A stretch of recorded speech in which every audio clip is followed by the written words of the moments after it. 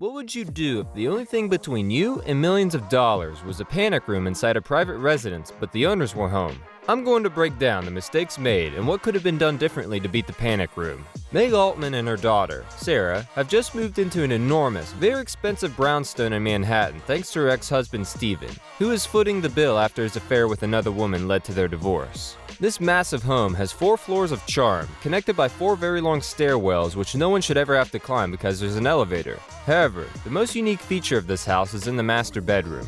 A panic room constructed on all sides by inches of steel. There are cameras all over the house that send a live feed to a group of security screens inside the panic room. The panic room also comes with a phone line that is separate from the house's main phone line, and a PA system that allows the person in the panic room to be heard anywhere in the house. There's supplies to keep someone alive for days. There's a toilet so you don't have to leave to pee. The place is honestly a bit much for only 2 people, but if you're looking to blow off your ex-husband's money, then it's absolutely perfect.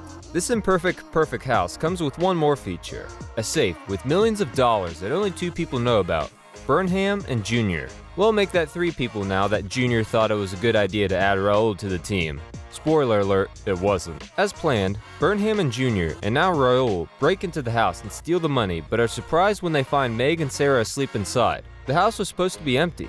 Meg and Sarah weren't supposed to have moved in for at least another week or 2, at least according to Junior, who's a little fuzzy on the details. Burnham doesn't mind breaking a law or 2, but he has limits, and hurting people goes beyond them. He thinks they should just leave before Meg's husband comes home, not realizing he's already home, in another house, in bed with another woman. But Junior and Raoul, who are a little more reckless than Burnham, think they have things under control. Raoul is prepared. He's brought a gun. Burnham wants out, but Junior reminds him of why he's doing this in the first place. He needs the money. His family needs the money. So, with that, Burnham's in, and the plan, although slightly different from the original plan, resumes. If you were Burnham, what would you have done?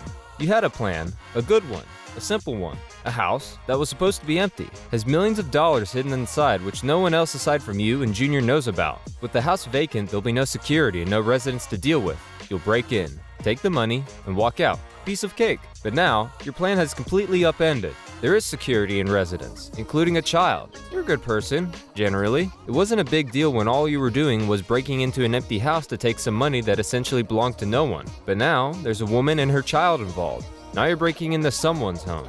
If you get caught, the punishment would be severe. If it were me, once I found out that there were people involved, and a crazy white guy with a gun who I'd never met, I'd be out. That money is tempting, but there's no way it's going to play out well.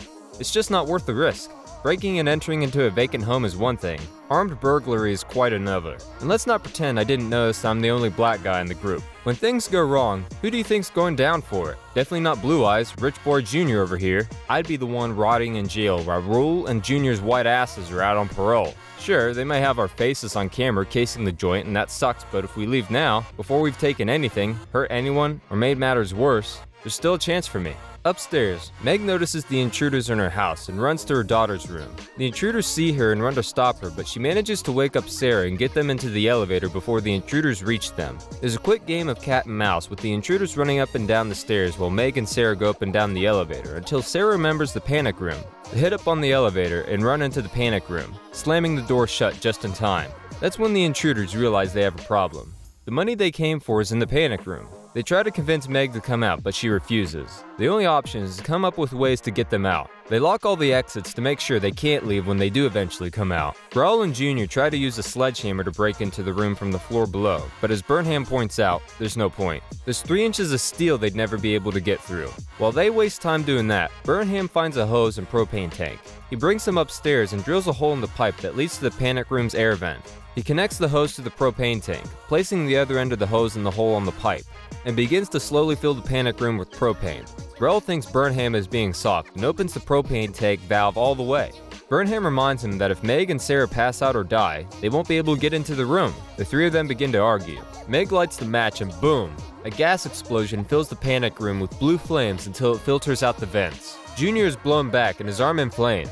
Once we decide we're going through with this, my main concern would be getting into that panic room, grabbing that money, and getting out of there as soon as possible. So why when Meg runs out of the bedroom where the panic room is, would I just stand there? Raoul and Junior are already dealing with the mother and child, and I've already made it clear that I have no interest in helping.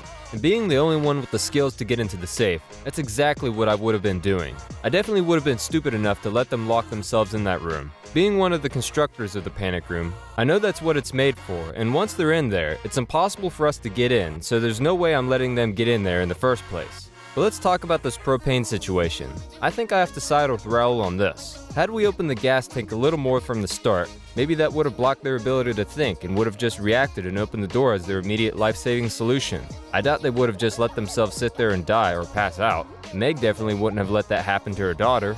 While the intruders take a break to figure out their next move, Sarah and Meg have a few more tricks up their sleeves. Sarah begins to signal SOS through that small opening they found earlier which faces their neighbor's bedroom. The neighbor wakes up and looks outside to see where the light is coming from. Sarah stops signaling and she and Meg start screaming at the top of their lungs. Losing interest, the neighbor closes the blinds. While the intruders are distracted, arguing over the amount of money really in the room, all the way down on one of the lower floors, Meg sees this as the perfect opportunity to open up the panic room door and grab her cell phone from the bedroom. While reaching for the cell phone, she drops a lamp with a loud bang. The intruders hear the noise and rush up the stairs before they're too late. Meg makes it back into the room with the cell phone and shuts the door back. Unfortunately, all that was for nothing because she has no cell phone service in that room. Meg has another idea. She never hooked up the phone line in the panic room, but she did hook up the main line. Burnham had asked Junior to cut the phone lines, but of course, he didn't do it properly. Meg finds the connection to the main line in the panic room, but she struggles to reach it. Hearing more noise coming from the wall, Burnham realizes what's happening and uses a screwdriver to access the phone line from the other side. The same phone line Meg is trying to get access to. He opens it in time, but seconds later, it disappears from the wall as Meg rips it out of the wall on her end. Meg connects the phone in the panic room to the main line and calls 911. They place her on hold. She hangs up and calls her ex-husband, telling him that she needs help, that there are 3 men downstairs who broke into the house, but before she can finish the conversation, the intruders take a sledgehammer to the electrical box, killing the phone lines. By now, it should come as no surprise to you that Meg and Sarah are both blonde. Why else would they think the neighbor could hear their screams from that distance? Clearly flashing the light was working. I would have kept flashing the light in hopes that the neighbor would have at least continued to look. It may have ended the same with her closing the blinds to avoid the light, but it seems to make more sense to me than just screaming. Back to the intruders. I think Burnham is letting Raul and Junior rub off on him. First, he leaves the door unguarded and goes all the way downstairs, knowing that Meg can see them on camera. And you know how many damn stairs are in that house? She could have grabbed a gun, a phone, some snacks, and everything else before you'd be able to run all the way back up there and stop her. Then, when you know she's trying to access the phone line, not only do you grab a hand tool, instead of one of the many power tools you have with you, but you then just stop and look at the power line and watch it disappear from the wall rather than trying to destroy it from the beginning? Once again, I'm with Raul on this one if I'm on the side of the bad guys. Just destroy the entire thing. Sarah, who suffers from diabetes, is beginning to feel sick. She doesn't have her medicine on her and her blood sugar levels have begun to drop to dangerous levels. They search the room for something sweet, but there's nothing. After the entire phone drama, Junior decides that it's more trouble than it's worth and goes to leave, but before he can walk out the door, Raul shoots him in the head. Just then, Steven, Meg's ex-husband, shows up at the door. Raul holds him at gunpoint and asks if he has called the police, but Steven promises that he didn't. Burnham tries to sneak out the door, but Steven stops him by putting the gun to his head. As a tactic, Raul begins to beat Steven half to death to get Meg to surrender. The added stress of watching what is happening to her father sends Sarah into a diabetic seizure. Knowing Meg is watching them, the intruders trick her into thinking they've dropped Steven unconscious on the bed outside of the panic room, where Burnham and Raul remain downstairs on the main floor. This trick works. Meg uses this opportunity to sneak into Sarah's room to retrieve her medicine while Raul and Burnham sneak into the panic room. Meg grabs the medicine and then realizes her terrible mistake. The intruders are now in her bedroom. She sneaks up on Raul, who is hiding behind the bedroom door with a gun waiting for her. She rushes into the room, knocking him down. She tries to run into the panic room but runs straight into Burnham. Raul, who has since gotten up, grabs her and they struggle. She drops the medicine and they each fall backward. Meg falls into the bedroom and Raul falls back into the panic room. Burnham slams the panic room door closed, but Raul's hand gets stuck in the door. Meg tosses the medicine bag into the panic room before the door slams shut. With Meg sitting outside the door to the panic room, they can't risk opening it up to get Raul's hand out. Meg realizes Raul dropped his gun in the bedroom and picks it up. There's an intercom in the bedroom which connects to the panic room. Meg uses it and begs the intruders to give Sarah her insulin shot.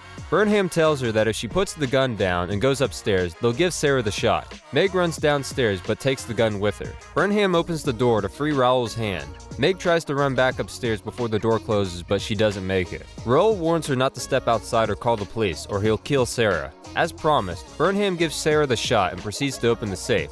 While he's doing this, the police show up at the door. Steven had called them before coming over.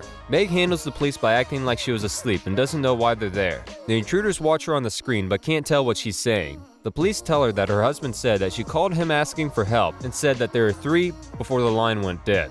They also say that the neighbors across the street called about loud shouts or loudspeakers of some sort. Meg blames it on the TV and says that everything is fine. The officer doesn't seem to believe her and asks her what the end of her sentence was going to be. She says she was going to tell her husband that there are 3 things she would do to him if he came over and jumped her bones right now. But she came to her senses before she finished her sentence and hung up the phone. One of the offers seems to think they're wasting their time, but the other senses something is wrong. He tells her to give him a sign if there's something she wants to say but can't. She tells the officers that they're really good at their job and are well trained. She says she's fine and the officers leave. When she gets back inside, she breaks all the cameras with a sledgehammer. Upstairs, Burnham has opened the safe. With the money in hand, they make their way out of the panic room holding the kid close as a hostage. They find that Meg has locked a bunch of the rooms and broken some glass to make them walk in the direction she wants them to go, so she knows where they are every step of the way. The house is dark.